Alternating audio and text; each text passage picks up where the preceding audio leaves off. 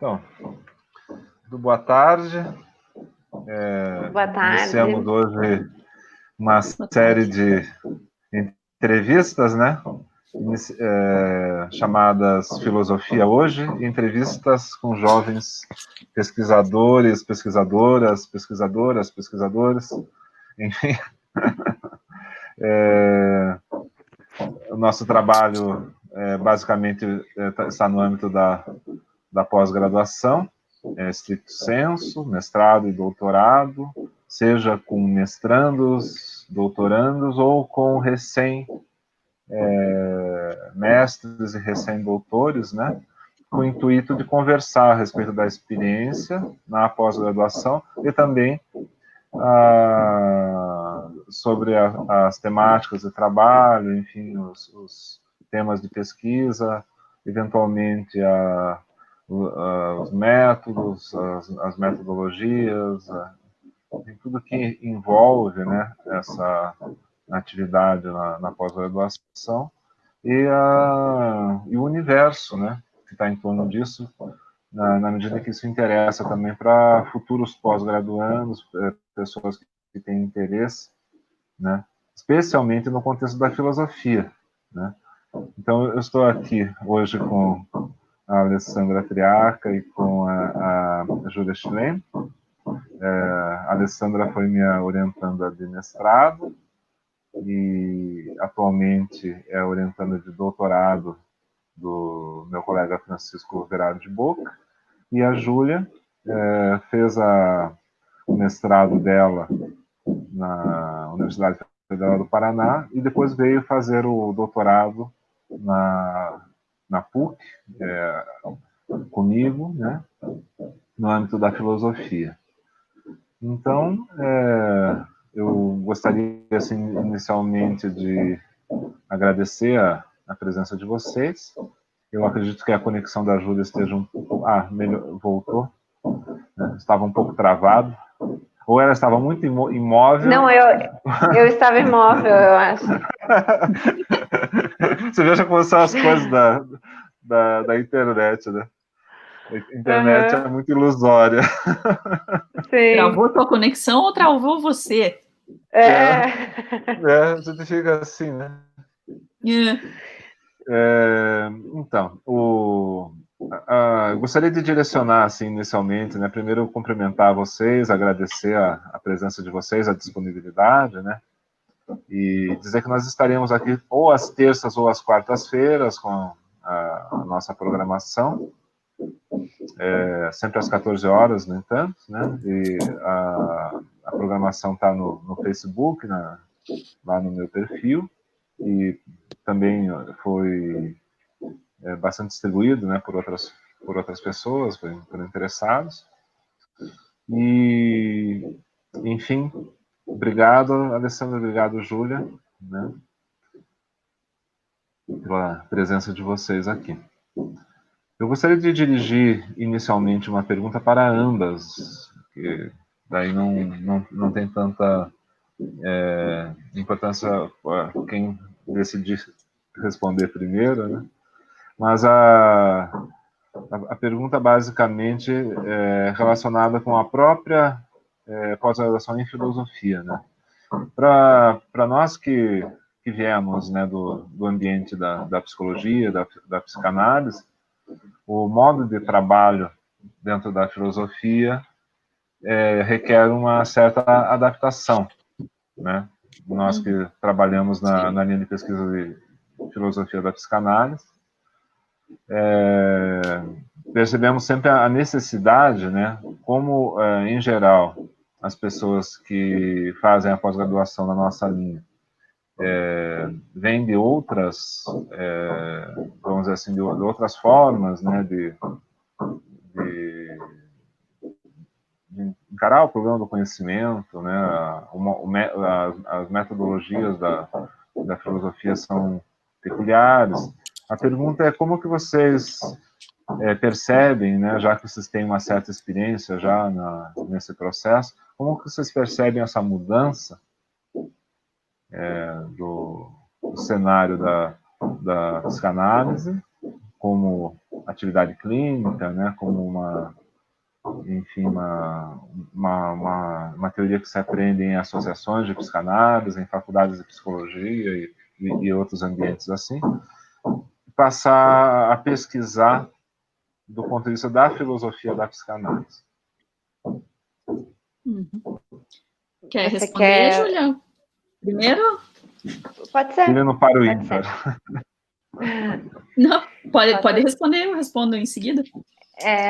O que eu pensei foi que foi um exercício, na verdade, que no começo para mim foi bastante difícil, porque eu percebi, agora falando de trás para frente, né? Porque no doutorado eu estava vivenciando tudo isso.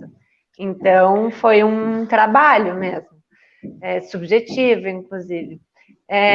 O que eu percebi é que estar na filosofia, a diferença de estar na filosofia, fazer um trabalho dentro da psicologia sobre psicanálise, é que eu precisei me desidentificar do discurso da psicanálise e assumir uma posição externa a esse discurso e analisá-lo, para que eu pudesse analisá-lo, né?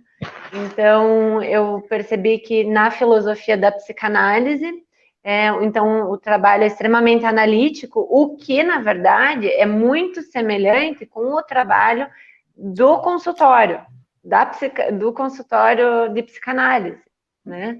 Em que o analista ocupa um lugar distanciado do seu paciente, né? Da fantasia do seu paciente, do discurso do seu paciente. Então eu percebi que foi necessário fazer essa desidentificação de um discurso, né, para ocupar um lugar mais distante, para eu poder compreender qual que eram os mecanismos que Freud, no meu caso que estudei Freud, né, que Freud utilizar e que estudei melancolia, que Freud utilizou para analisar a melancolia. Quais foram, o que fez ele escrever um texto e logo em seguida outro, quais eram os questionamentos que ele tinha para enfim, escrever aquele texto, quais eram os mecanismos internos da obra dele, e para isso é necessário um lugar mais distante, e não de dentro, assim, né, que é o que eu sentia ali na psicologia, né. O que você acha, Alessandra?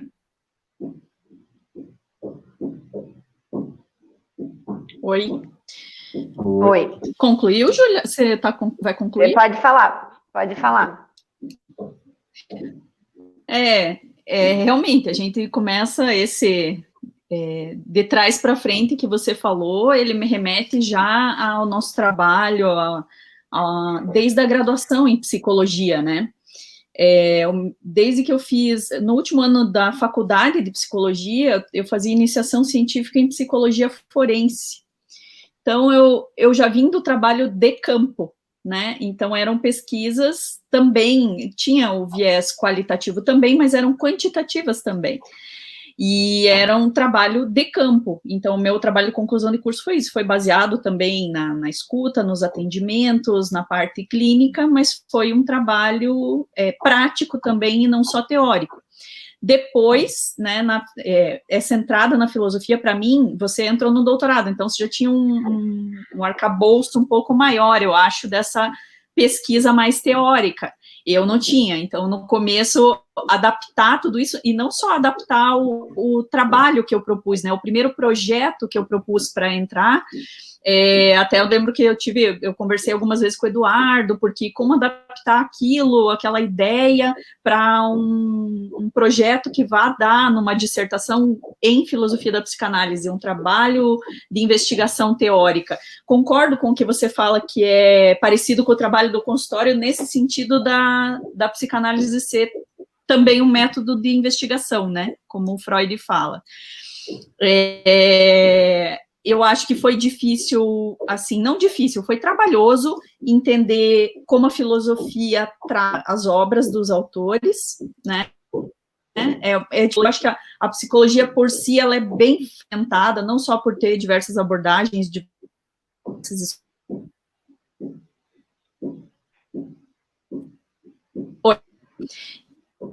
E passa por todas elas durante a graduação, né? A gente acaba pegando um pouco do nosso jeito de escrever, a gente sai da graduação escrevendo de uma maneira um pouco fragmentada. E quando eu entrei no mestrado, daí a gente começa a ver como se toma a obra do autor. Você tem que ter uma metodologia para ler aquele autor. O que você vai fazer com o corpus da obra? A partir de onde você vai começar teu trabalho? O que você quer com ele? E essa leitura é totalmente diferente, né? Esse jeito de investigar. Parece que a gente tem que ser muito mais cuidadoso, muito mais responsável, né? Com essa parte teórica. Independente de para que você use, né? Que eu, no caso, estudei perversão na obra do Freud, e eu acho que foi isso, esse trabalho a mais que eu comecei, que acho que agora, como eu estou fazendo as leituras para a tese, agora para o doutorado, eu já sinto que está um pouco mais natural, né, de saber exatamente por onde ir, ou o que procurar, né. Acho que é isso. O que eu fiquei pensando do que você... Posso falar, Eduardo, ou você gostaria de falar sim. alguma? A ideia é que a gente faça entrevistas cruzadas, né, isso aí, inclusive... informando então tá o nosso público, que a gente está cultivando agora, né, tanto uma forma de fazer as coisas, quanto um tipo de público que não existe até hoje, né, que são pessoas que possam estar interessadas nesse tipo de atividade que a gente está fazendo aqui, né. Então, a gente podia estar conversando isso num café.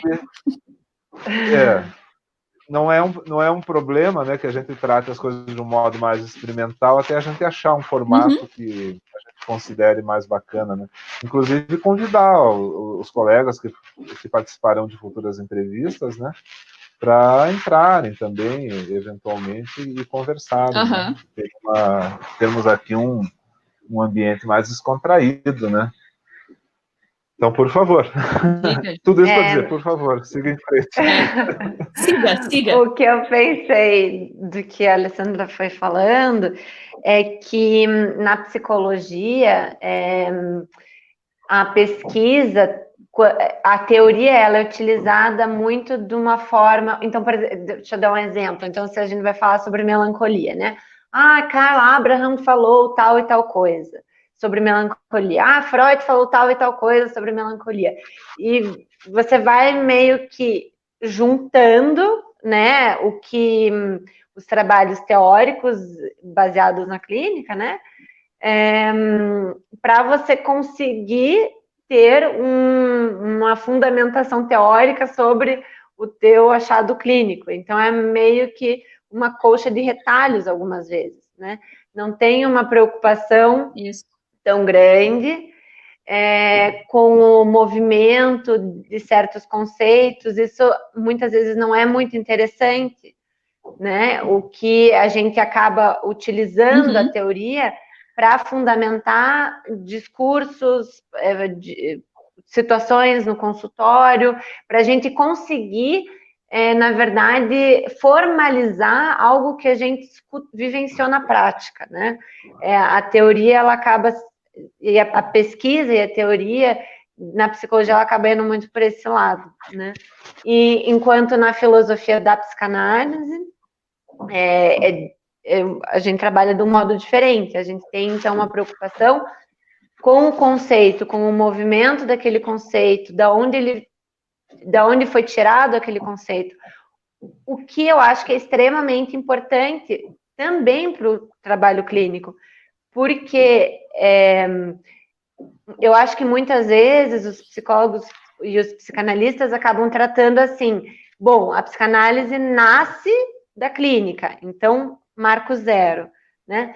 Mas eu não vejo que é bem assim. Eu acho que não tem como a gente determinar exatamente o que vem antes, né? O ovo ou a galinha, porque a forma que, então, por exemplo, Freud foi escutando os seus pacientes vem também de uma herança cultural e metodológica, enfim, dele, né? Então, ele vai também escutar os pacientes e aí formalizar a teoria a partir de um conhecimento teórico dele anterior, né? Mesma coisa Lacan, que vai daí vir de um outro lugar. Então, nesse sentido, eu acho extremamente importante e me ajudou também a pesquisa em filosofia da psicanálise na clínica, me ajudou também na minha própria vida pessoal, assim, de analisar as questões de uma forma mais analítica. Então, e os textos, né?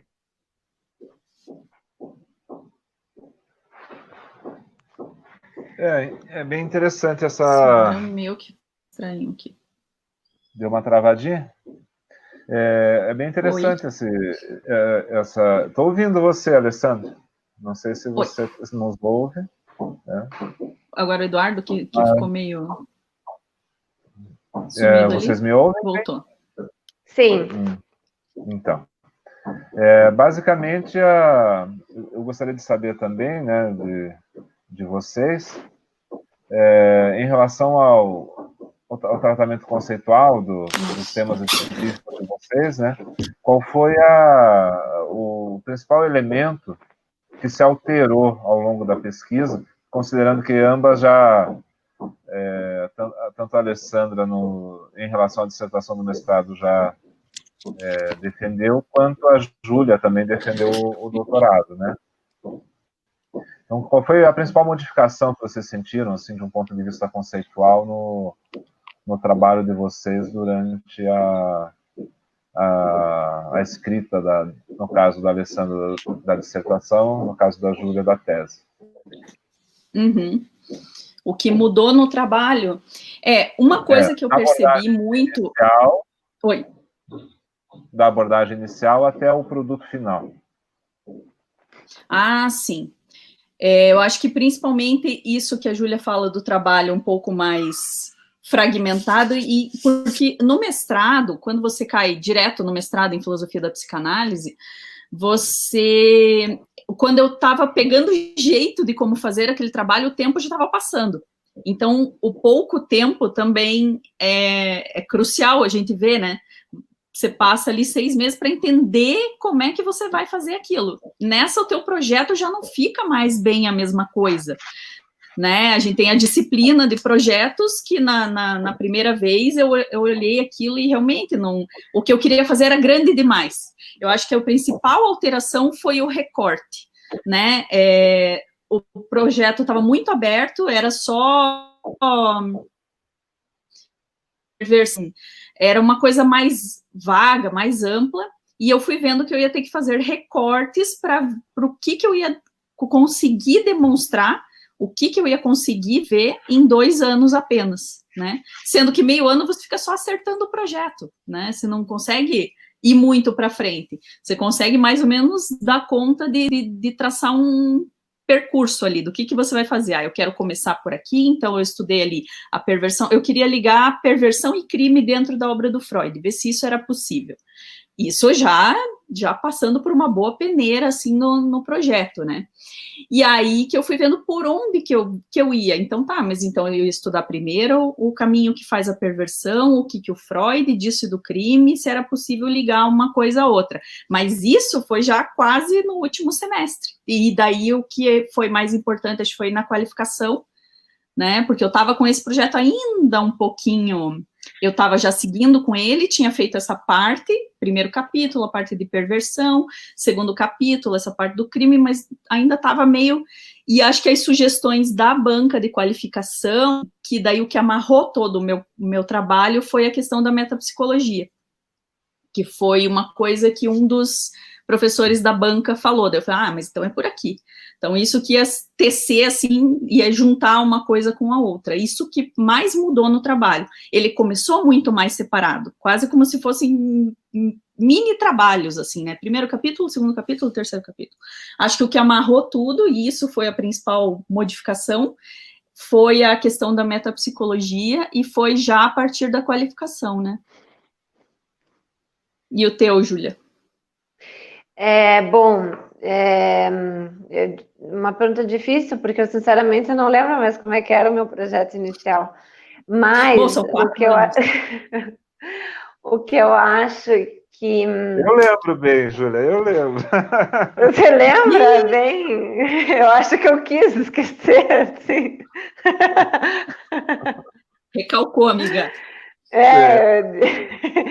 Como Mas é diz Freud, divertido, né? voluntariamente eu reprimi. O que eu não lembro, eu não fiz, né? Tipo assim. Então, mas uma questão que me marcou bastante, e até em relação, isso foi, na verdade, apontado na minha banca de qualificação, e aí eu vi que ao longo do trabalho, né, entre a qualificação e a defesa, eu fui alterando isso, mas ao mesmo tempo não fiz isso muito bem.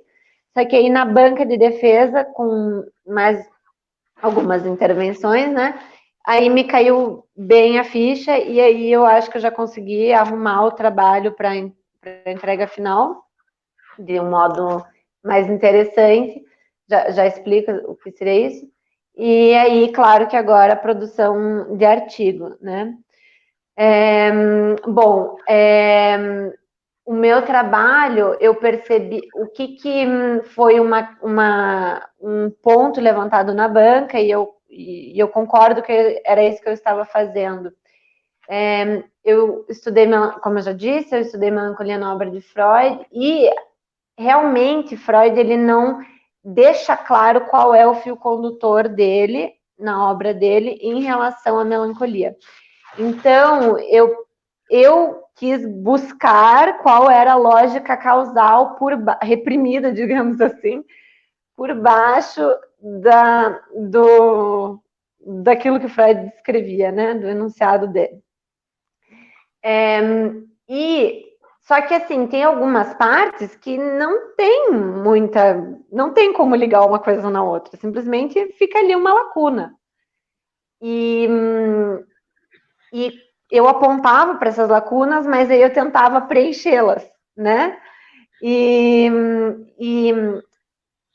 o que a banca me ajudou foi, assim, de me separar um pouco, Júlia, do texto, né? Então, Júlia,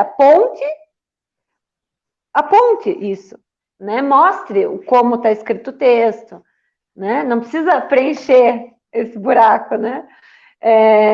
E aí, essa parte eu consegui separar, olha, mas a partir disso que Freud deixou escrito, etc e tal, a gente pode ampliar o conceito e desenvolvê-lo de tal e tal modo, e aí me desvencilhar de Freud, digamos assim, né? E aí produzir algo um pouco mais meu, né?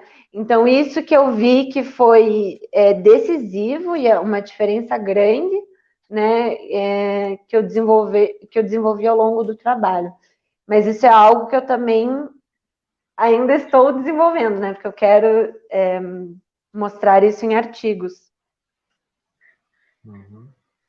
Essa experiência, após, né, a conclusão de um trabalho de pós-graduação, é essencial, né? Especialmente atualmente, especialmente aqui na PUC também, a gente tem uma preocupação muito forte com o desenvolvimento, né, do pesquisador após a conclusão do seu trabalho, né? No meu caso, especificamente, mais ainda, eu tenho uma preocupação muito forte em acompanhar, em tentar produzir, inclusive, dar esse apoio, né, de produzir junto, de estar próximo, né, de não dar o trabalho por concluído simplesmente porque ele foi entregue na biblioteca, né. Então, é uma característica nossa aqui. Eu queria fazer uma pergunta especificamente para a Júlia, não tanto digamos assim, em função das questões gerais, mas algo específico que a Júlia vivenciou e que pode ser útil para outros estudantes futuros também, que é a questão da Bolsa Sanduíche, né, em Paris. Isso é eu queria que você fizesse só um breve relato dessa experiência e em que medida que ela foi útil para você na tua pesquisa e o quanto isso foi interessante, assim, do ponto de vista da produção da tua tese, você contribuiu, especialmente o trabalho em Paris com Luiz Eduardo Prado de Oliveira.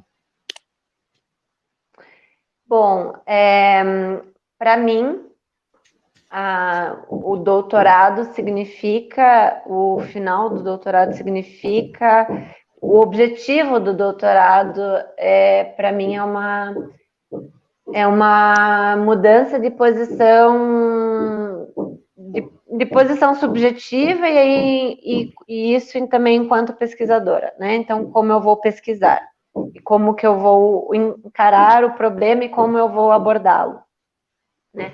Então, primeiro, conseguir formular questões, que isso, falar assim é fácil, mas é muito difícil você estar diante de um texto e conseguir fazer uma questão. Então, isso já é um primeiro ponto, porque é importante fazer boas questões também, e a forma que se vai respondê-las, a metodologia do trabalho, né? Então, e isso envolve uma posição.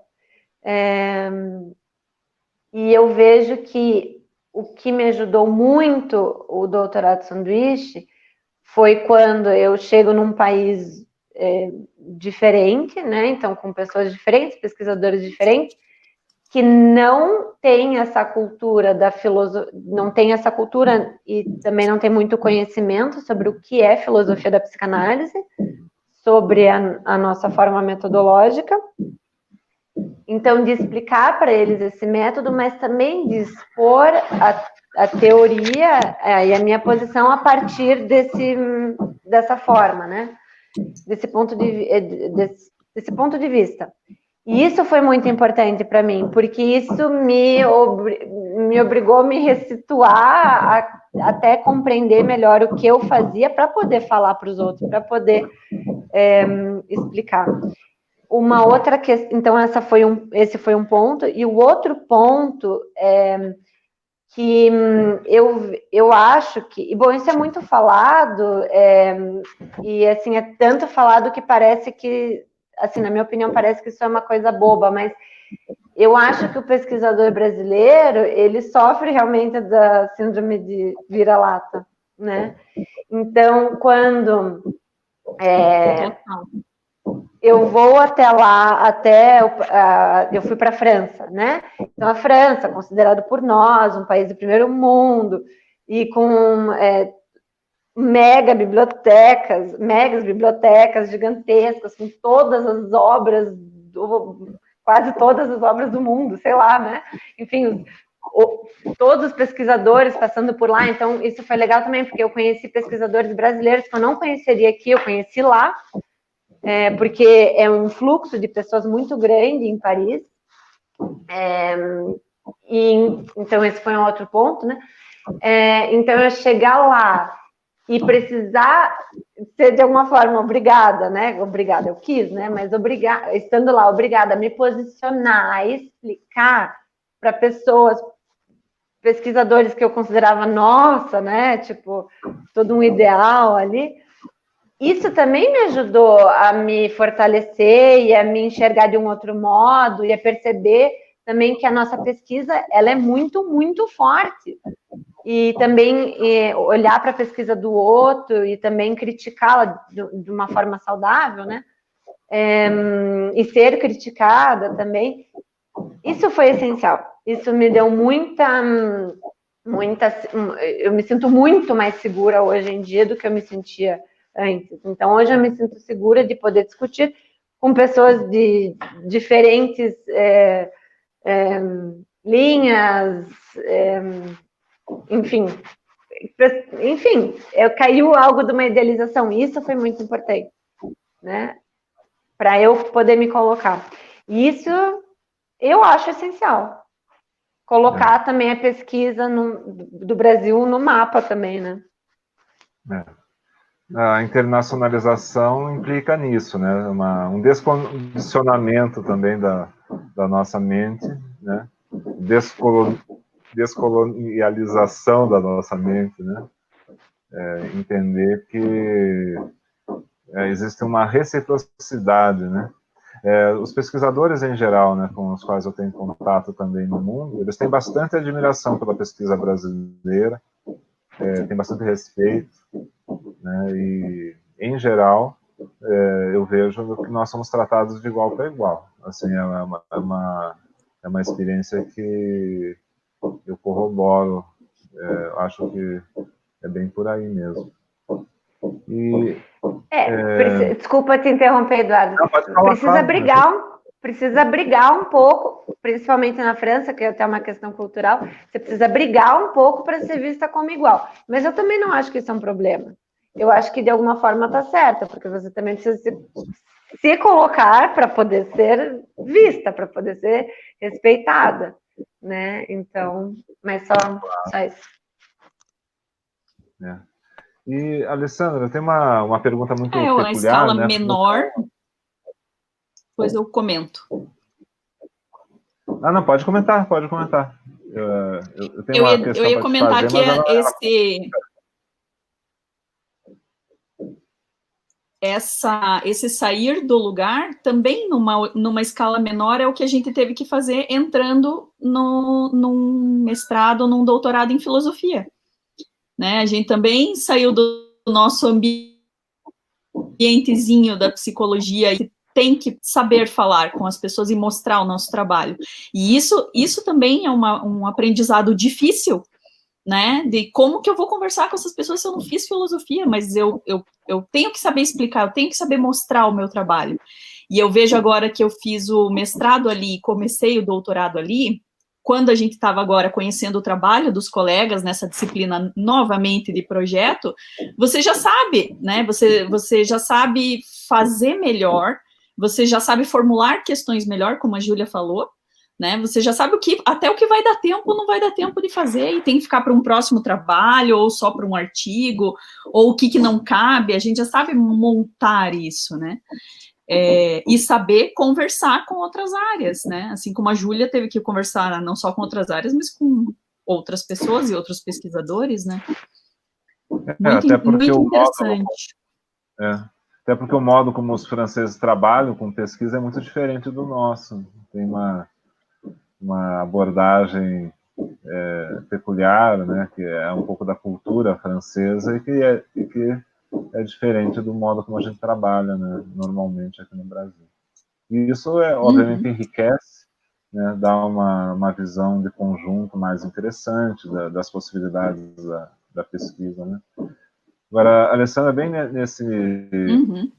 Curiosamente, você tocou parcialmente no que eu ia te perguntar, mas você é uma pesquisadora que, tendo trabalhado comigo, né, com Freud, você teve contato também internamente com a pesquisa do Francisco, basicamente temas de pesquisa relacionados com SAD, né, e se interessou por seguir no seu doutorado por essa rota, né, na qual o Francisco é especialista, né. Então, eu queria te perguntar a respeito dessa passagem, né? Como que é mudar de orientador, né? Como é que é? Porque também é um outro âmbito da mesma coisa que a gente já estava falando, né? Que você teve uma certa ousadia, né? De também para um terreno, mas você é ousada mesmo, então é de se esperar que você faça esse tipo de coisa. Mas como que foi a experiência? Como está sendo? Eu acho que foi passado aquele primeiro susto lá do mestrado, né, daquele primeiro semestre, dessa chegada, desse achar nosso lugar ali e tal, com as aulas, a gente fazia o seminário, né, de filosofia da psicanálise com você e com o Francisco, tinha o professor Prado no começo, mas basicamente toda semana era você e o Francisco, e eu comecei a tomar conhecimento, né, e comecei a ler algumas coisas que eu fiquei curiosa sobre SAD e tal, mas como eu estava fazendo o meu trabalho em Freud e sobre a perversão, e as coisas que eu comecei a ouvir o Francisco falar, e as coisas que ele escrevia, é uma coisa que começou a me surpreender, que era muito diferente, porque até a gente, num primeiro contato, eu já ouvi muito em instituições psicanalíticas que ligar imediatamente, sabe, a perversão de uma maneira, às vezes, um pouco descuidada mesmo. Um pouco até mesmo, né, estereotipada, né? Isso, né? Isso, perversão. Só que o Francisco, ele fala de um outro lugar, ele é da filosofia, e daí eu comecei a comecei a entrar em contato com iluminismo do século XVIII, os autores libertinos, a filosofia desse período, e ver que isso tinha um outro lugar, que é quase essa questão de analisar o Sade e botar ele num... Né, tentar analisar estruturalmente, esse tipo de coisa, e daí eu comecei a ficar curiosa com aquilo, né, e algumas vezes eu trocava ideia com o Francisco e tal, e a gente, no final, já que passou daí perto da minha pesquisa, a questão da psiquiatria, né, e eu fui lendo como a psiquiatria cunhou o termo sadismo, e como que isso foi tomado da literatura, não só com o Sade, mas no caso do Masoch também, né, com aquele livro Vênus das Peles, sobre o masoquismo, que daí já imediatamente também, né, abriram o DSM, colocaram ele ali, cunharam o termo, e é isso. E, na verdade, então, eu achei que eu estava preparada para começar a estudar um pouco mais filosofia, né, isso no final. E por isso que eu achei interessante fazer um projeto, continuar, né, fazendo em filosofia da psicanálise, mais um pouquinho, um pezinho, digamos assim, né. Daí eu tive um pouco mais de coragem, assim, não sem sofrimento. E acho que está sendo muito bom, por quê? Porque não foi um choque, não foi uma ruptura, nada disso. Cada vez mais eu estou estudando psiquiatria, história da psiquiatria, voltando a algumas questões da clínica, né, paralelo ao que eu estou estudando, da obra de Sade e da própria filosofia, né, dos escritores libertinos e como que isso era tratado, os livros proibidos na França. Então, está sendo muito interessante, assim. E continuo em contato com os mesmos professores, com você, com os mesmos colegas. Então, parece uma continuidade, de verdade, mesmo tendo mudado de orientador e mudado um pouco de tema, né? Porque os aspectos da psicanálise estão ali também. Então, está sendo muito, muito interessante, né? Pena que, né, esses dias eu estava brincando, falei para o Francisco que eu ia pedir o recall do primeiro ano de doutorado, porque que tristeza essa quarentena, né? Recall. Que a gente... É verdade, porque eu quero começar de novo presencialmente, né? Eu tenho um certo sofrimento com esse online, assim, eu estou aprendendo, é o que dá para fazer, mas essa quarentena torna a pesquisa sofrida também, né? Sim. E acho que foi isso, mas não acho... humano, né, da completamente. Troca, mas completamente. O aspecto afetivo, né, você perde um pouco, né? E para mim é uma coisa muito importante, isso já vem, né, eu entrei no mestrado e eu pesquisei um tema que eu lembro que eu propus para você, te interessava também, mas me interessava também, eu não pesquisei uma coisa do nada, que eu não tinha nenhum contato, que eu não queria, não conhecia, não, para mim o aspecto afetivo na pesquisa é muitíssimo importante, né, você ter isso que te mova e que tem a ver com o que você gosta mesmo, a tua pesquisa te envolver afetivamente, eu acho muito essencial, assim. Bacana. Tô tendo um pouco de dificuldade agora de escrever, né, acho que todo esse contexto, assim, tô tendo paciência comigo mesma, mas eu tô lendo bastante, mas escrevendo pouco nessa quarentena, até ia perguntar um pouco depois, se você permitia, ia querer falar um pouco, perguntar para a Júlia sobre esse processo de escrever. Eu ia perguntar para ela, já perguntou, então que a Júlia possa responder. Então, eu ia perguntar precisamente isso. A gente está muito antenado. É exatamente isso, a última pergunta. Tá assim. Não, o que eu ia, então, deixa eu elaborar um pouquinho melhor. É muito engraçado então, o processo de escrita. Isso. E depois ela fala sobre isso também e a gente encerra. Tá bom. Então, o que eu ia perguntar por último, assim, eu ia perguntar do internacional, achei legal que você perguntou, porque era uma questão que eu acho que é importante a Júlia falar, porque eu li várias coisas do trabalho dela, a gente realmente né? Júlia vai ficar com vergonha, eu vou dizer que a gente é amiga, então a gente troca bastante. E eu acho legal isso ali também no programa de pós-graduação, que eu fiz muita amizade, então a gente tem trocas ótimas com vários colegas nesse sentido. Olha, o que eu estou escrevendo aqui, que dá para entender isso aqui que eu estou escrevendo? Olha, eu estou com essa ideia, o que você acha? Eu acho que isso foi possível com muitas pessoas aí. Eu gostei, eu acho que foi muito bom isso também, né? As pessoas que você conhece nesse ambiente e consegue fazer essas trocas. Mas o que eu ia dizer do processo de escrita é assim, eu percebi que eu preciso, para iniciar a escrita do trabalho acadêmico, eu preciso primeiro saber começo, meio e fim do que eu estou fazendo. E aí eu vou escrevendo, não consigo escrever primeiro capítulo, fechou. Segundo, fechou. Terceiro, fechou. Parece que eu faço uma carcaça. Ali eu vou colocando tudo o que eu li, o que eu fichei, o que eu anotei, e vou engrossando ele assim. É uma coisa muito estranha. Então eu queria perguntar como é para você. E eu preciso de solidão, talvez por isso, então, nessa quarentena, eu não estou conseguindo escrever, porque está todo mundo em casa e eu preciso de uma certa solidão para escrever, de verdade, assim.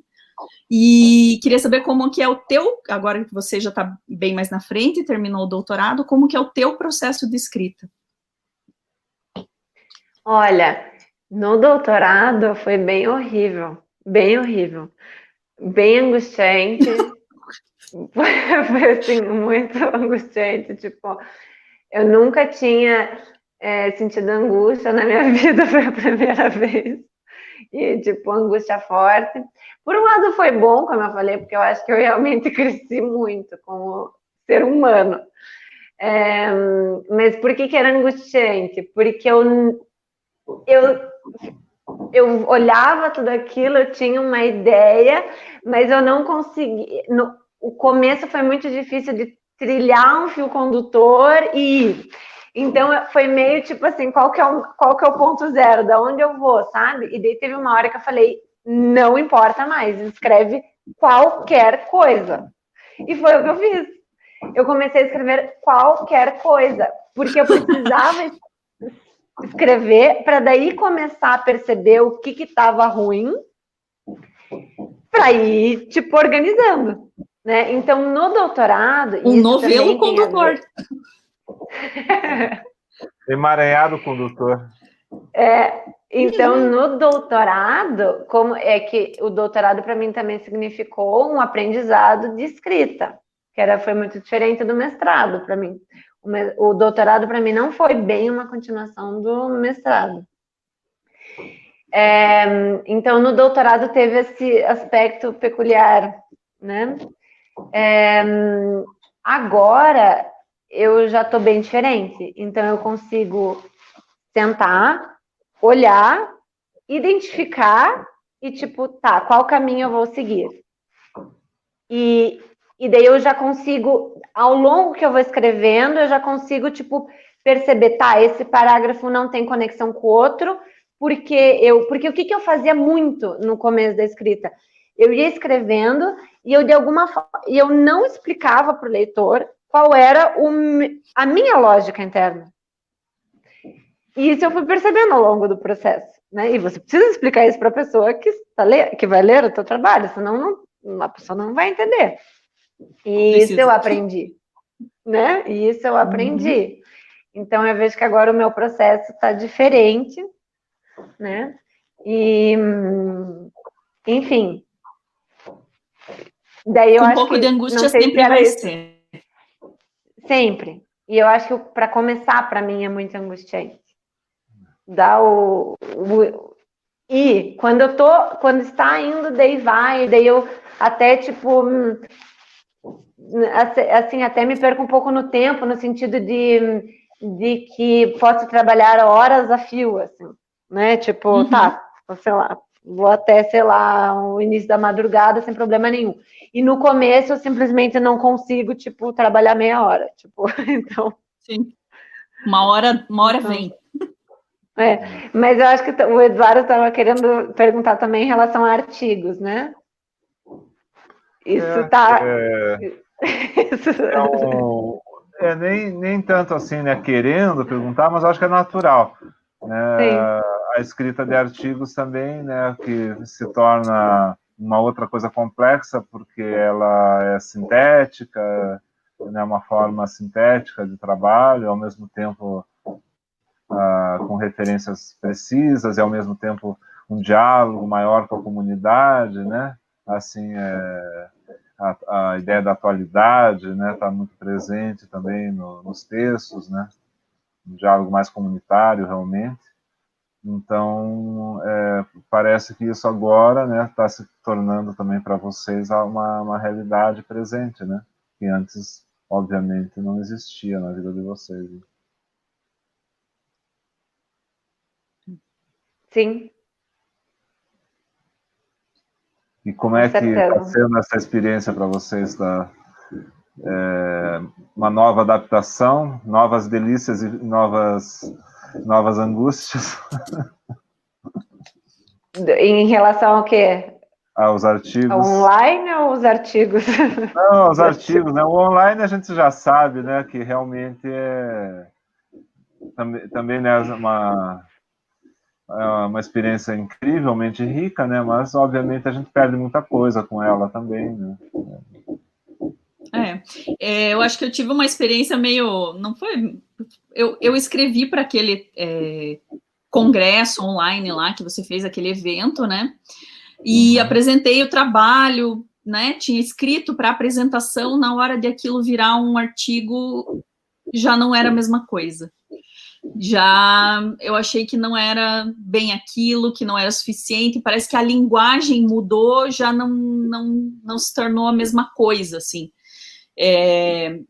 Esses artigos, eu acho que eles precisam de uma elaboração diferente dessas falas que a gente faz para apresentar, mesmo que, porque está tendo muito evento, né, muita coisa online, grupo de estudo, é o que está dando para fazer hoje, então a gente parece estar fazendo até mais coisas do que fazia antes, não sei se vocês têm essa sensação, mas, né, então a gente, às vezes, até por não precisar se deslocar, você consegue participar de mais coisas, por estar em casa.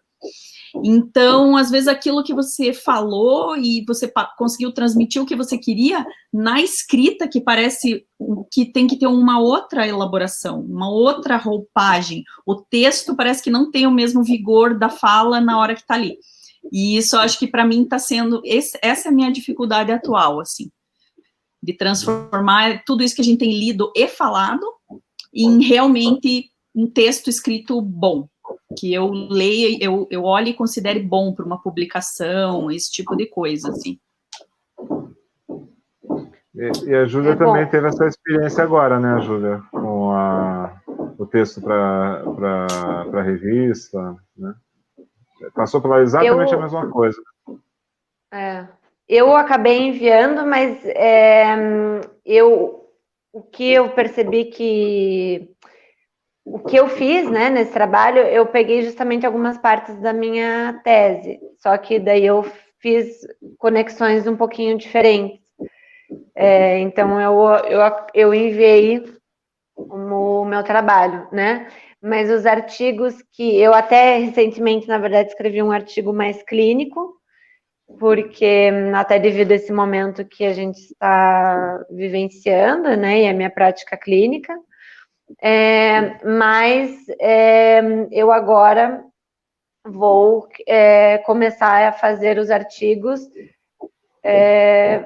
fazendo referência... Bom, já comecei, de certa forma, né, com esse da natureza humana, do dossiê, mas eu quero fazer artigos que mostrem mais da minha tese, né? Então, nesse momento que eu estou, de decidir um pouco do que a Alessandra estava falando, da fragmentar ali, né? Eu vou precisar fragmentar, então, a minha tese, né? Para publicar em alguns artigos. E é isso que eu estou elaborando nesse momento. Bacana. Eu acho que a gente conseguiu fazer uma excelente entrevista aqui com vocês. Eu queria agradecer. Eu acho que vai servir um pouco como paradigma para as próximas, em termos do modo como a gente fez. Eu acho que rolou de um modo bem interessante. Queria agradecer, então, a vocês, viu? e desejar todo sucesso futuro para vocês, com muito carinho, né, acompanhando o desenvolvimento do trabalho, né, e testemunhar que, efetivamente, vocês são duas pesquisadoras muito talentosas e fiquei muito feliz em trabalhar com vocês. Agradeço, muito obrigada.